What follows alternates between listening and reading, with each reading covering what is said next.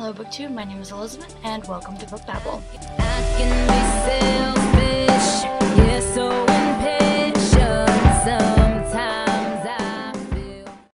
So today I am going to be talking about the Heir Chronicles, and that basically encompasses the Wizard Heir, the Warrior Heir, the Dragon Heir, the Enchanter Heir, and the Sorcerer Heir. And these are all by Cinda Chima.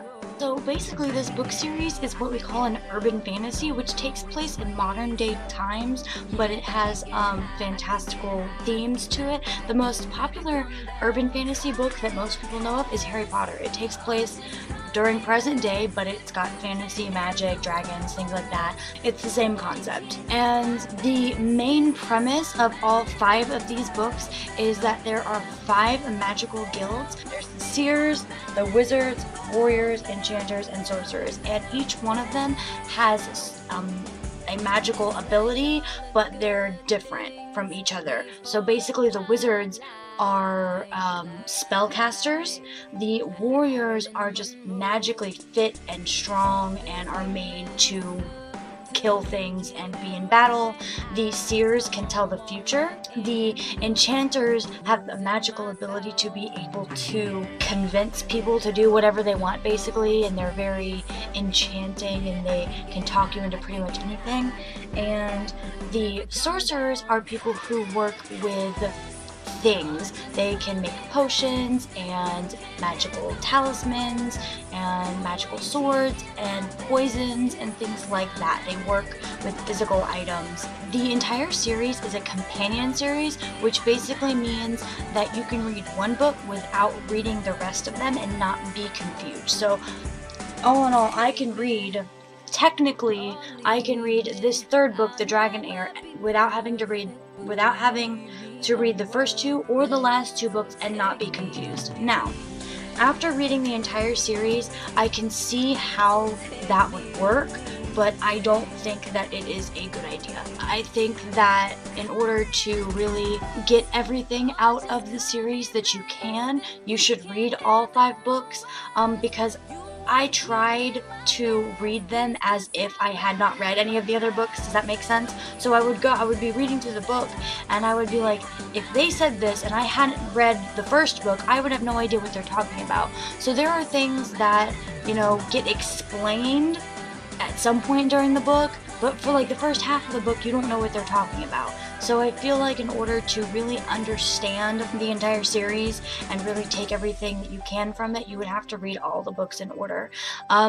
Again, though, you can read one book and not the others and not be completely lost.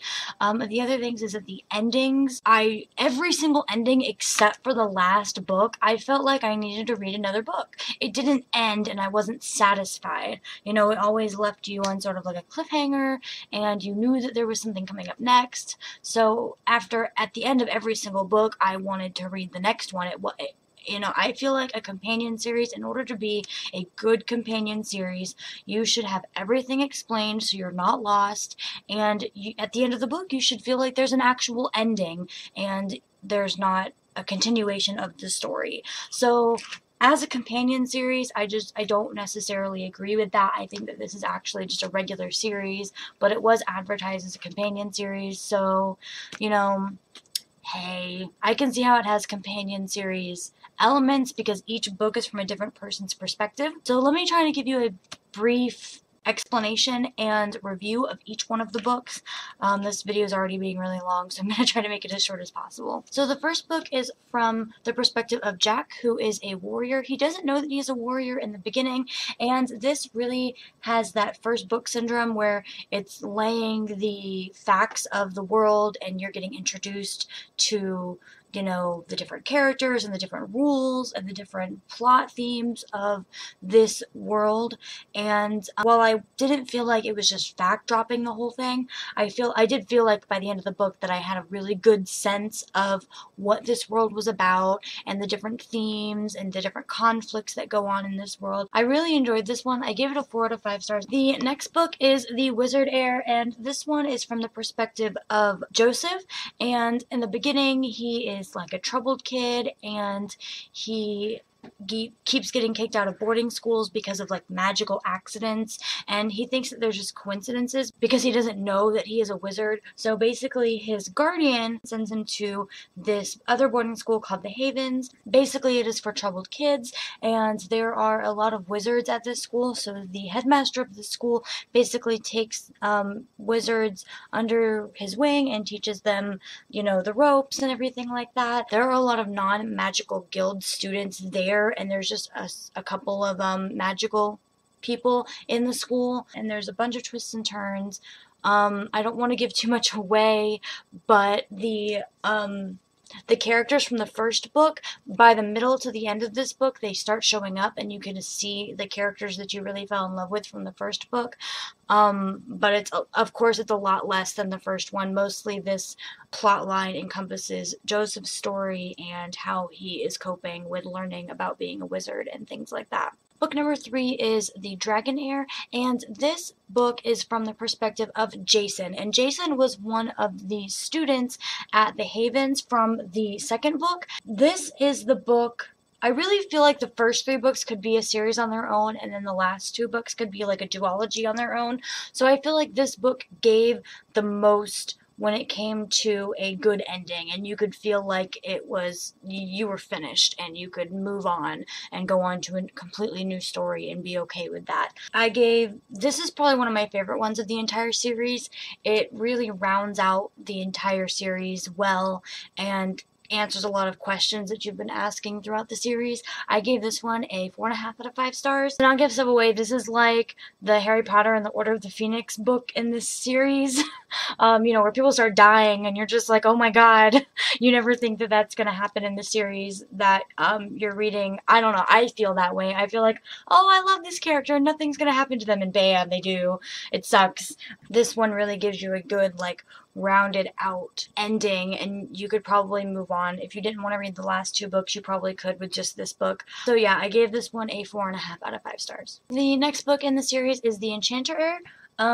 This is book number 4. Now, the last 2 books go on a completely different plot line. Now, because it's in the same world, and because, geographically, the characters from the first 3 books, that's the only way I can explain it. They live close to one another, so they interact with each other, but not really. It puts a whole different spin on the characters that we've met here. It gives like a new background to the story, and I really enjoyed this one. Probably this is one of my other favorites from the series. You're introduced to completely new characters. The characters that you met in the first 3 books really fall off the edge here, and you really don't see a lot of them at all. They probably have like a couple minutes of airtime in this whole book.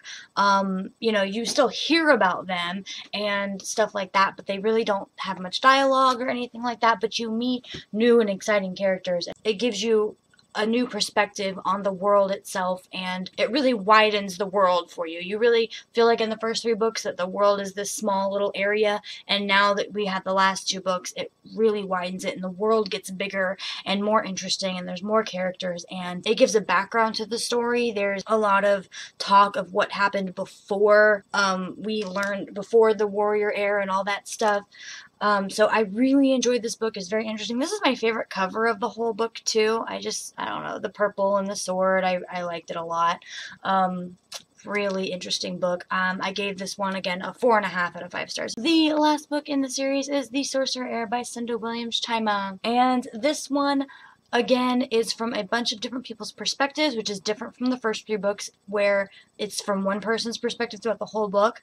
The Enchanter, Heir, and the Sorcerer are all from different people's perspectives. Again, the characters from the first 3 books show up less and less in this story. They probably, again, have a couple minutes of airtime the whole book, but we are reading about a continuation of the characters that we met in the 4th book, The Enchanter, Heir, and it's just so super interesting. We still trying to resolve a lot of the major problems from the first 3 books, and we're still trying to get this mystery solved from the last 2 books. I know this is really confusing, but I don't want to give away spoilers. I can't give away specifics. All I can say is that as a whole, the series was really, really good. The ending of the last book left me satisfied. I was happy with it, and I could move on just fine. I really enjoyed the way that Cinda Williams Chima ended the series, and I feel like I am complete. I don't need another book. A lot of series leave me like, what? That was the crappiest ending I've ever seen in my entire life. I need another one. But this one didn't do that. I really enjoyed it. It solved the problems of the first 3 books, and it solved the mystery of the last 2 books, and I really, really enjoyed it. So, as a whole, I do want to say that the Warrior Heir Chronicles by Cinda Williams Chima was an awesome book series. I'm gonna give it overall a 4 out of 5 stars. There's just some books that you can't help getting a low rating. Like I said, I gave The Wizard Heir like a 2.5 out of 5 stars after I read it, or after I read the whole series.